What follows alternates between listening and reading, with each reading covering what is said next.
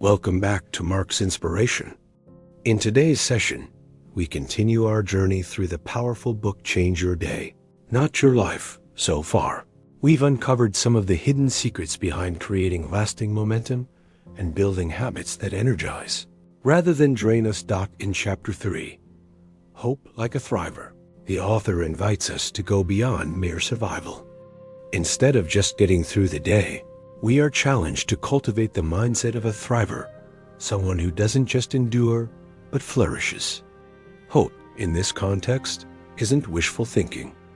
It's a fuel, a driving force that empowers us to overcome obstacles, expand our vision, and keep pressing forward even when life gets tough. Then, in Chapter 4, Stay in Your Day, we learn a profound truth. The greatest source of stress and burnout often comes from living in tomorrow or dwelling in yesterday. The author shows us how to shift our focus back into the present where life actually happens.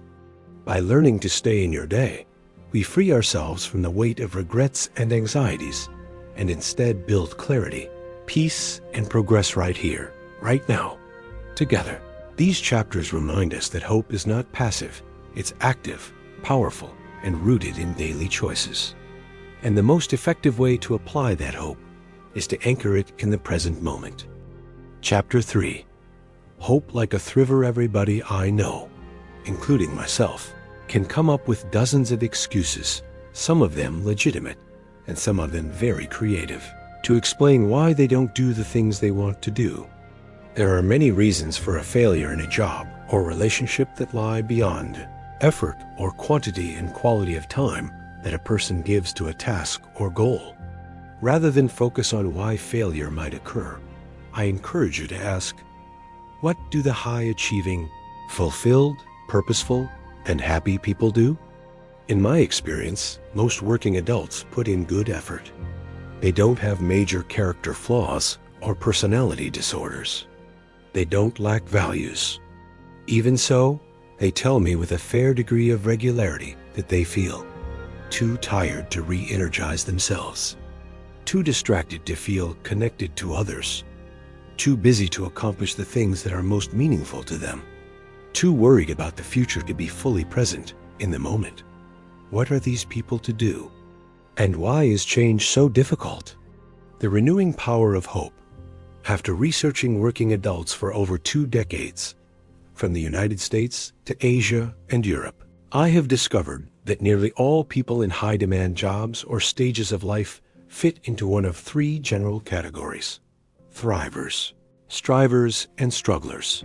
Strugglers are those who are not fit for high-demand workplaces. They either don't want to or are not ready to work hard. They nearly always leave or are liberated by an organization to pursue what they perceive to be greener pastures requiring less grazing effort. While it is possible to motivate or give new perspective to strugglers, they are not the focus of this book. They are a study unto themselves. Strivers are those who work hard, often meet their own expectations and those of their superiors at work, but often struggle with high levels of stress and of maintaining a high quality of work, life, and attitude. They want to succeed in all areas of their life, but may not have the skills or a plan about how to succeed. Thrivers are those who work hard, consistently meet or exceed their expectations at work, and who experience high levels of success with only low levels of stress, both professionally and personally. Let me add here that I do not believe it is possible to live an entirely stress-free life, in part because a certain amount of stress is necessary for growth, high performance, and high achievement. Ask even the most experienced performer, athlete, or business mogul about whether he ever feels a little tension as he prepares to walk on stage, take on a competitor, or finalize a deal. He will nearly always will say, yes. Thrivers, however, have mastered the mental skills to release the pre-performance stress and to limit its impact apart from the precise time frame of their performance, competition, or high-impact meeting. There are a number of other very specific characteristics and behaviors associated with each of these 3 categories. But in this chapter, I want to address only one characteristic associated with thrivers. First, let's consider Barry, whom we met in the previous chapter. He was a thriver.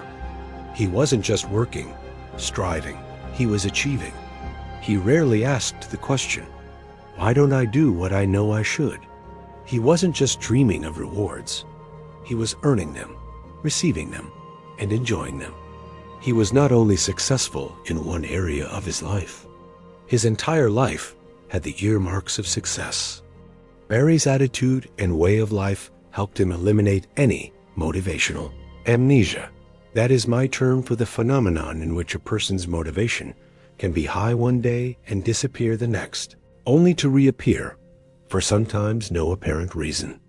Values, genetics, and personal history don't change, but a person nevertheless seems to lose motivation, even forget who they are, what they are capable of doing, or why they want to be at their peak in both performance and character day in and day out. Barry was able to sustain a fairly even and highly enviable flow of behavioral momentum without bouts of motivational amnesia. This was one of the traits that made him a bona fide thriver. At the core of thriving is hope. It sounds simple, and it is, but hope is often a very difficult thing to conjure up and sustain. Barry had developed a way of life that built his confidence that he would be successful at work and in his personal life, and this provides a fertile ground for hope to grow. Some time ago, I sat in a large auditorium listening to a presentation from one of the leading behavior change experts of our time. He was making me lose hope. He cited highly negative trends.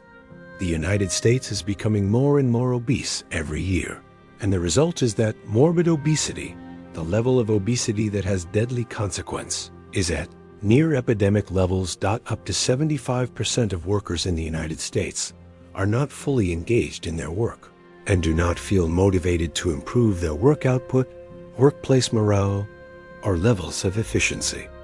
Job satisfaction is near an all-time low across many industries and professions. Divorce rates are still very high and rising. Credit card debt is at an all-time high. And on he went. He told of a statistic related to heart attacks that I found especially troubling. It seems that physicians routinely tell those who have survived serious heart attacks that they can significantly lower their chance of having another heart attack if they will begin to live in a healthier way, specifically to exercise, eat more fiber, lose weight if they are overweight, give up smoking, and take the medications prescribed for their heart health with regularity. One major study found that 6 out of 7 patients who heard this advice from their cardiologists did not start or did not sustain the healthier life prescribed for them. A high percentage didn't even fill the prescriptions given to them, much less take those medications with regularity. A presenter then stated, "Physicians know that a person has a much better chance of being cured of cancer than of permanently losing weight." My heart sank. I thought, if people won't change, even when their life is on the line, what chance do we have of getting them to improve things that are not directly life-threatening? A friend told me about a young child who had heard some bad news and responded with a clever phrase to the bad news bearer. "You are cranking me down." This guy was seriously cranking me down. And then a thought and a bit of anger kicked in. Hey, wait a minute. I know a great many people who are changing and who have changed, even when change seemed nearly impossible. I've personally helped many people to change, become more productive, less stressed, and healthier. And furthermore, I've seen these people sustain positive changes. I walked out of that presentation with a firm conclusion. Yes, it may be disheartening, even depressing, that 6 of 7 people don't change or fail in their attempts to change, even when their life is in balance. But that means there is 1 of every 7 who does change, even in the aftermath of a serious heart attack. There is 1 in every 7 who manages to change and sustain change. Seek out the 1 in 7 human nature seems to drive us to focus on the 6 out of 7 people who fail to change or sustain change. Thrivers are those who overcome this tendency and choose to focus on the 1 in 7 who do change. They tend to focus more on the 1 in 7 in their personal actions, focusing on the 1 in 7 who do change, who do grow, who do overcome their motivational amnesia, who do begin again and build momentum, are people who have greater hope. Focus on the positive 1 in 7 in your own life. And hope is like the additive that gives higher octane to a person's performance. Hope is what helps a person do even in the face of difficulty. And remember, it is what a person does that is the primary kickstarter to having more of everything good in life, including powerful, sustained motivation. It seems to be human nature to love the underdog in just about any arena of competition. In the area of motivation, I call the 1 in 7 the change underdogs. I encourage you to seek out those who are succeeding in spite of everything life has thrown at them. It is only when you seek out the 1 in 7 that you will find them. The 6 out of 7 are a lot more visible and a lot more entrenched in their resistance to all things that are positive and encouraging. Look specifically for people who are doing what you want to achieve. Use them as your role models. The 9 most motivating words you can say are, "If they could do it, I can do it." A 2005 study published in the American Journal of Ophthalmology was done with people who suffer from glaucoma. They each were given a prescription for eye drops to help their condition. The downside was that they had to use these eye drops up to 10 times a day. The upside was a high probability that they could retain their eyesight. Within 6 months, half of the people had stopped taking their eye drops, and the result was that their glaucoma worsened. In 3 years, barely a third were even fulfilling the prescription for the eye drops. They had lost hope in their ability to change. They no longer had hope of retaining their eyesight over the next few years. They had allowed discouragement to overcome hope. It happens more than we like to admit. And sometimes it doesn't take much to push a person into doubt, anxiety and worry, discouragement and depression.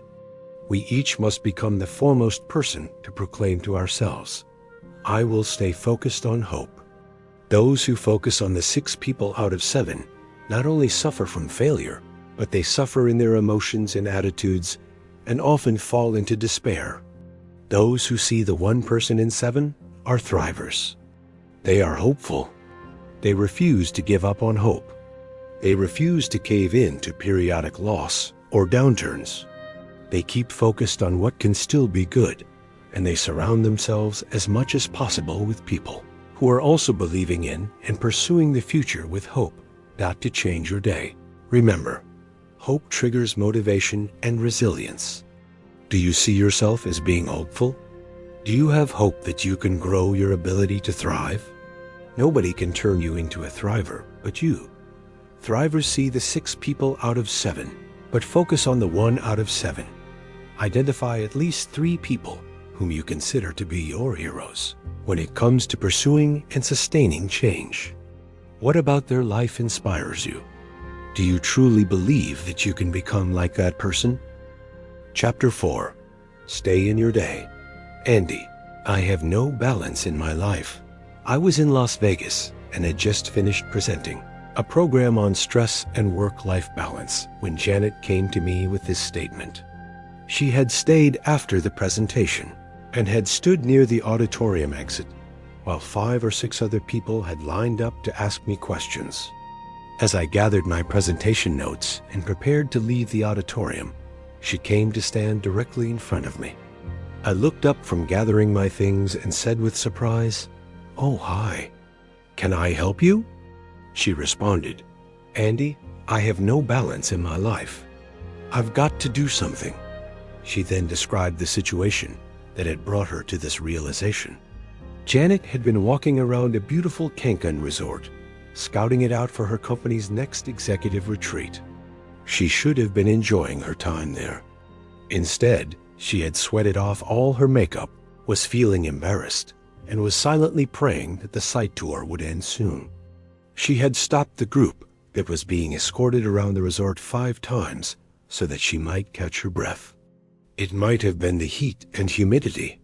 It might have been the 47 pounds she had gained over the past 4 years. It might have been the stress she felt about her new responsibilities at work. Likely it was the D answer, all of the above. Janet's increase in work responsibilities had resulted in her sleeping with her phone near her head so she could check for messages in the middle of the night. She barely recovered from one round of deadlines before the next project consumed her.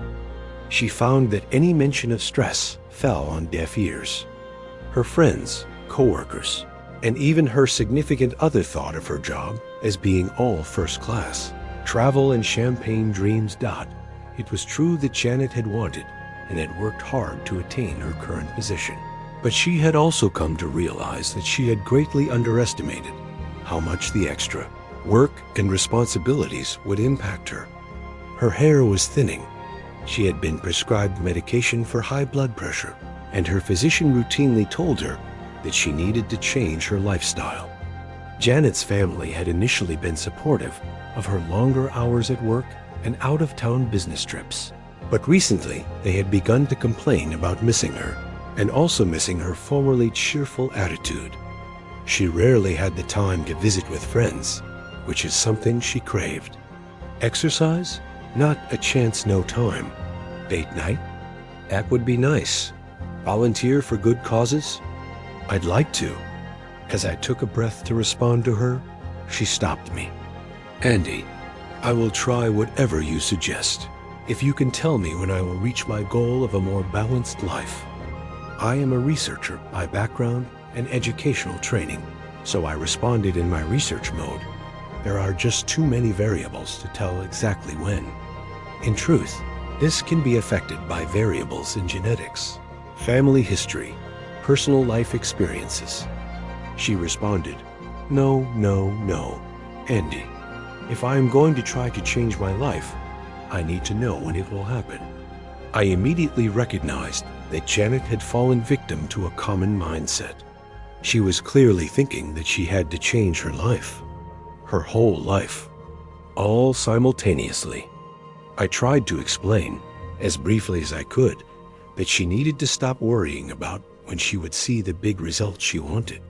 Rather, she needed to have faith that results could come and would come. But she wouldn't have any of that.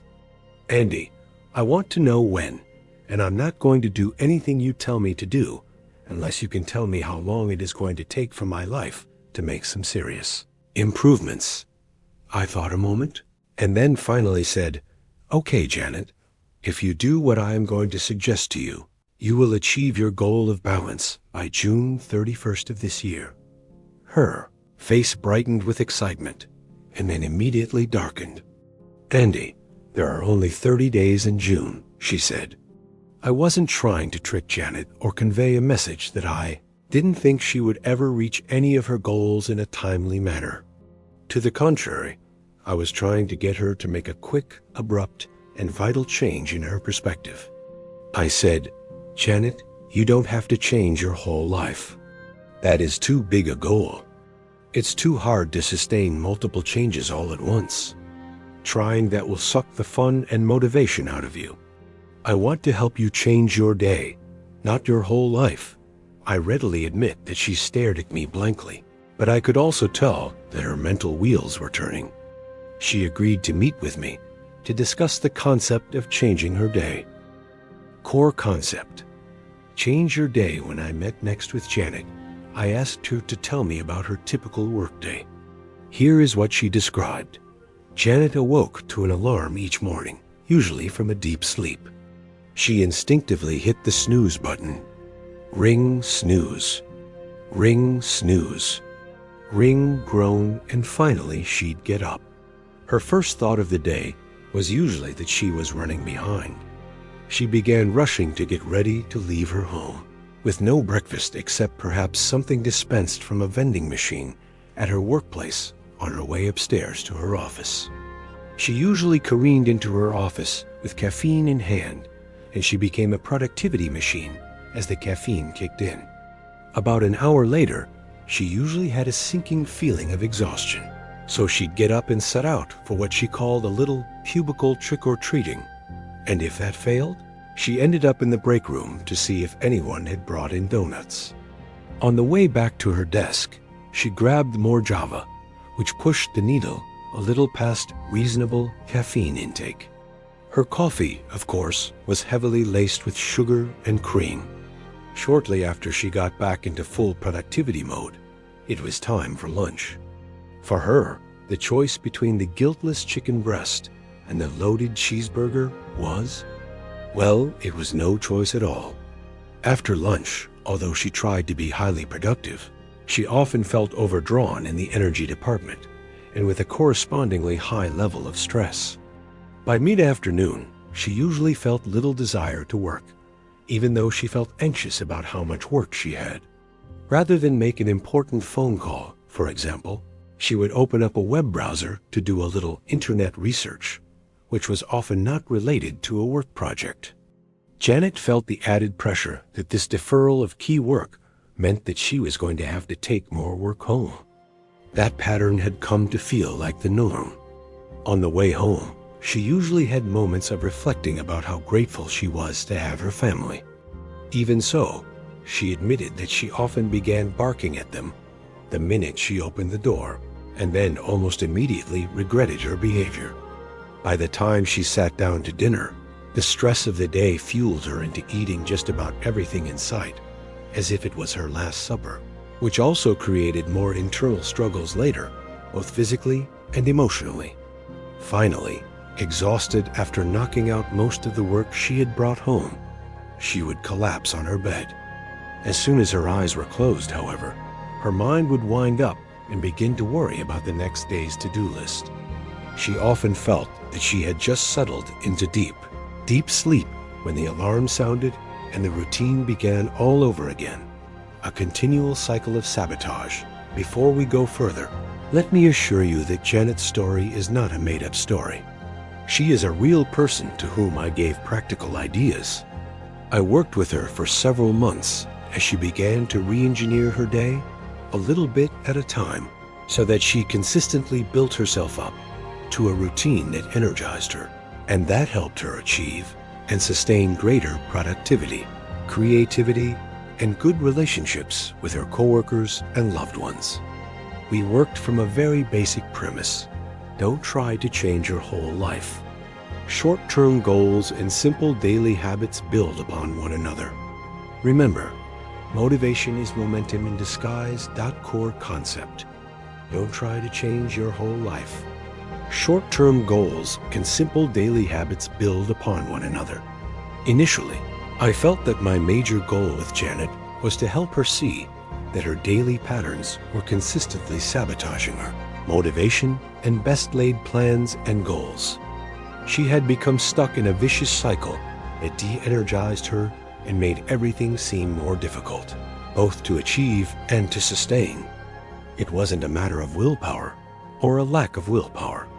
She needed a better game plan, a better standard operating procedure. She needed to adopt a new pattern of simple daily behaviors that could help her build momentum. It was going to be these habitual daily behaviors that would be the key to taking her from where she was to where she wanted to be. Most of all, I encouraged her. You must stay in the day. The choices need to be made daily. The behaviors need to be practiced daily. The rewards need to be felt in a day. And if her day imploded, she could get back on track in a day. That's the fastest way to build the momentum and to move a person consistently forward and upward to their highest aspirations. Let me fast forward.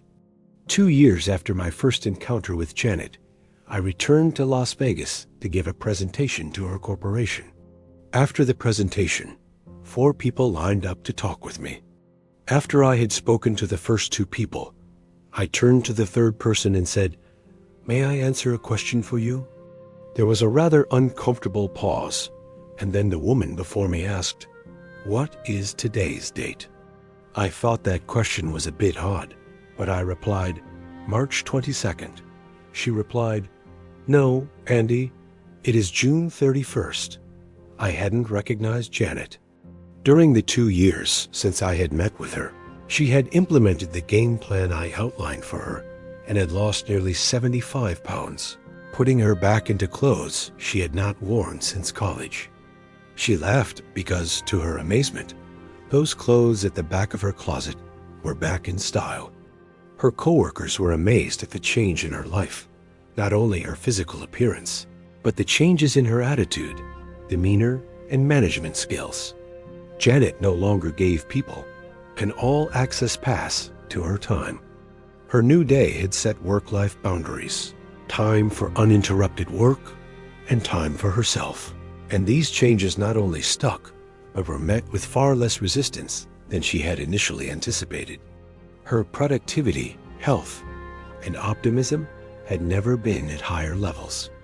Others around her also seemed to be on a path toward greater productivity, better health, and higher morale. Her team, in a down economy, had become the #1 division when it came to reaching business goals. Janet was no longer striving for a better life. She was thriving on a day-by-day basis. Janet finished our conversation that evening by telling me about another moment of truth. Again, she had been in Kankan. This time, however, she had not struggled physically. She had actually climbed Chichen Itza to see the Mayan temple there.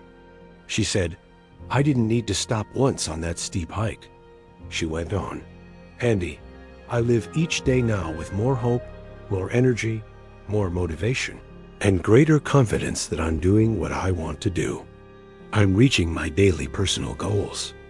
I cannot tell you how much of a difference it made when you switched my focus from feeling a need to change my life to changing my day.